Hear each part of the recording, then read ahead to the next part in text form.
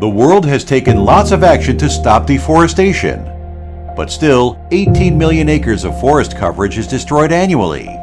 That is a forest as big as the country like Panama lost every year. 35% of trees cut down for manufacturing papers. There are nearly 4 billion trees cut down every year to make papers.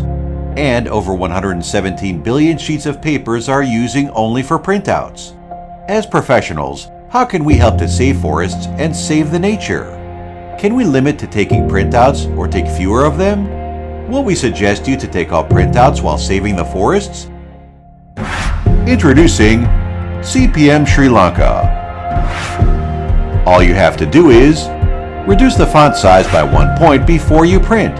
If it's 11, make it 10. If it is 25, make it 24.